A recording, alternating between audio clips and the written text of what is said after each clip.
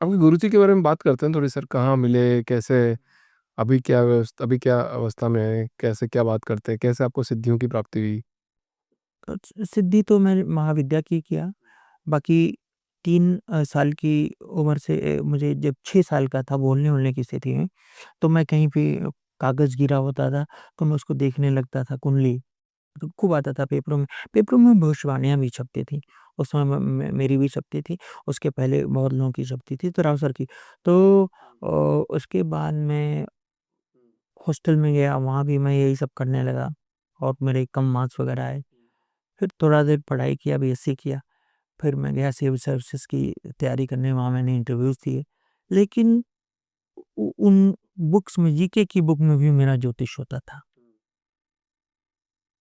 मतलब कोई ऐसा एग्ज़ाम्पल बताओ जिसकी मतलब जिसका भविष्यवाणी आपने जिसको देखा, जिसकी कुंडली देखी हो और आपने बताया कि ये इस करियर के अंदर जाएगा और वो उसके करियर में सेट है। नहीं, नहीं, ये ऐसा तो पता नहीं कितने होंगे, मुझे मुझे तो याद ही नहीं है। हज़ारों होंगे, दसियों हज़ार होंगे। लेकिन मैं आपको एक बहुत बढ़िया चीज़ बताता हूँ कि मीडिया ने मेरी, एक सामान्य आदमी था, मैं एक स्टूडेंट था, कैसे छापा। जो लेफ्ट ऑर्गनाइज़ेशंस होते हैं, वो ज्योतिष नहीं मानते। एक होता है ऑल इंडिया स्टूडेंट्स एसोसिएशन, ये जेएनयू में चलता है। तो वहाँ पे अरविंद सिंह पटेल चुनाव लड़ते थे इलाहाबाद में।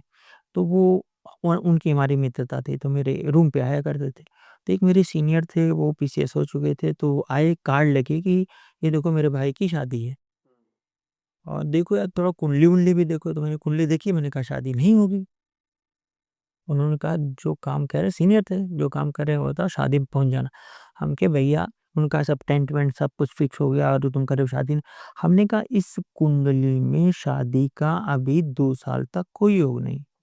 वो बैठे हुए ध्यान से सुन रहे थे, लेफ्ट वाले। चूँकि जो लेफ्ट वाले हैं उनका मीडिया पर बड़ा पकड़ रहता था उस समय, अब तो चेंज हो गया, खूब पकड़ रहता था। एक 16-17 दिन बाद वो फिर आए और वो फिर वहीं बैठे हुए थे। अरे यार शादी कैंसल हो गई। वो सुने, वेट कर रहे थे वो जाएँ, मुझको पकड़ के ले गए। उन्होंने रिक्शा पकड़ा, सीधे दैनिक जागरण ले गए, हमको इंट्रोड्यूस कराया और वहीं पे मुझसे 5-6 भविष्यवाणियाँ ली गईं, तो मैं इसका प्रेडिक्शन करना शुरू किया। फिर उसके बाद ब्लॉग्स लिखने लगा अपने ऑर्कुट वगैरह में, या मैं ऑर्कुट के ज़माने का ज्योतिषी हूँ, जो लोग इन लोग जानते भी नहीं होंगे ऑर्कुट क्या है। मतलब अगर किसी के भाग्य में अगर कुछ नहीं लिखा है, फिर भी वो चाहता है कि यार उसको बहुत कुछ मिले, मतलब जैसे होता है ना, किसी की कोई व्यक्ति ऐसा सोच रहा होता है कि यार बहुत गरीबी से बाहर है, गरीबी में है और थोड़ा-थोड़ा काम कर रहा है, पर उसकी इच्छाएँ इतनी है कि मुझे ये भी करना है, मैं ये भी करना चाहता हूँ, मैं बहुत बड़ा आदमी बनना चाहता हूँ। तो क्या वो बन सकता है ज्योतिष की मदद से? ज्योतिष की मदद से नहीं, अगर नहीं लिखा है, तो भी वो सात्विक हैं और भगवान पर अपने को छोड़ दिया है उसने, सब कुछ छोड़ दिया भगवान पे, तो वो हो जाएगा। मैं ये नहीं कहूँगा कि आपके पास कुछ भी पैसा नहीं है, आप यहाँ पे तिल चढ़ा दीजिए और वो जो ये लिख दीजिए एबीसीडी फलाना-ढिमाका ये सब नहीं। अगर पूरा समर्पण हो, जैसे मैं कथावाचकों में एक थे राजेश्वर आनंद। आप प्लीज़ कभी इसको देखिएगा, मैं दर्शकों से भी कहूँगा, राजेश्वरानंद को सुनिएगा। मतलब इतने प्यारे वो राजेश्वरानंद जी थे, उनकी पीढ़ियाँ मुस्लिम में कन्वर्टेड हो गईं।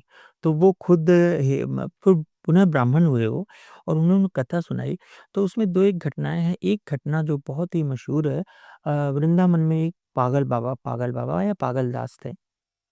तो एक घटना है, साउथ में एक भगवान राम का रघुनाथ का मंदिर था। तो वो केवट शब्द का यूज़ करते हैं, मैं इसमें कास्ट का नहीं कह रहा हूँ, केवट। केवट जो वो भी भगवान राम से कभी जुड़े रहे हैं, जब आप नाव वाव होती हो। तो एक केवट रहता था वहाँ पे, वो बहुत ही गरीब, उसको लोगों ने सबने धोखा दिया, लेकिन वो बस रघुनाथ जी जाने, रघुनाथ जी जाने, रघुनाथ जी जाने और कोई मतलब नहीं। और सबसे बड़ी बात, इतनी बड़ी-बड़ी घटनाएँ घटी उस आदमी के साथ, उसको उसने कहा रघुनाथ जी थे तो बात क्या था, वो कोई मतलब ही नहीं। हुआ क्या कि बच्चे बड़े हो रहे थे, बेटी थी, शादी करनी थी, तो उन्होंने जो गाँव में जो वो सेठ लोग होते हैं, साहूकार, उनसे पैसे उधार लिया उन्होंने। पैसे उधार करके उन्होंने कहा बच्चे कमाने गए हैं, वो पैसे धीरे-धीरे चुका देंगे।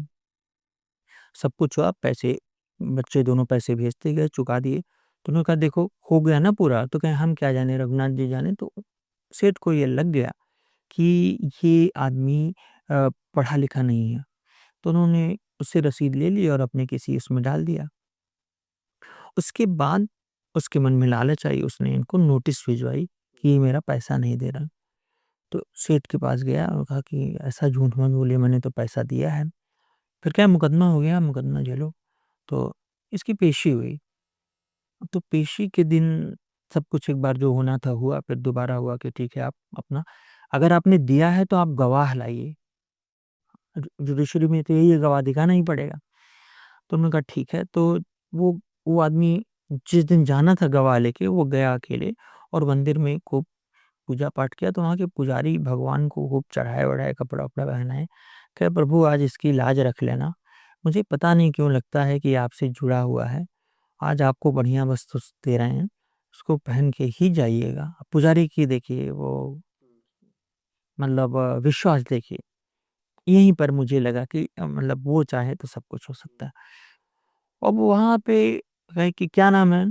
आप तुम्हारे जज साहब ने कहा कि जो आपका वो है गवाह का क्या नाम है? उन्होंने कहा कि रघुनाथ जी हैं। तो उन्होंने कहा रघुनाथ हाज़िर हूँ, रघुनाथ हाज़िर हूँ, रघुनाथ हाज़िर हूँ। 3 बार कहा गया, फिर कहें कि अरे कोई रघुनाथ होगा तब तो हाज़िर होगा। जज अपना फैसला सुनाने को तैयार हुए, तब तक एक आदमी, लंबी शरीर और यहाँ पे तुलसी की माला।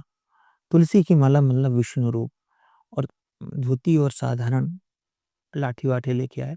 कहे कि तुम इनके गवाह हो? कहे हाँ। कहे तुम ही रघुनाथ हो? कहे हाँ। तो कहे कि बताओ कहाँ क्या सबूत है? कहे जज साहब झूठ बोल रहे हैं, और अरे ये साहूकार जो है झूठ बोल रहा है। इनकी इस जो फ़ाइल या बही बोलते, बही खाता, इनके बही खाता में 85वें नंबर पे ये इन्होंने इसकी रसीद डाल रखी है। किसी को बेच के मँगवा लीजिए। मँगवाई गई रसीद थी। और तो उन्होंने जो भी वो एक्शन लिया झूठ बोलते हो तुम ऐसा-वैसा। फिर उनको कुछ शक हुआ, जज को, कुछ स्पिरिचुअल थे वो। तो उन्होंने कहा कि इधर सुनो, केवट को बुलाया। कहे कि ये रघुनाथ कौन थे? कहे अरे वही रघुनाथ जो हर जगह रहते हैं।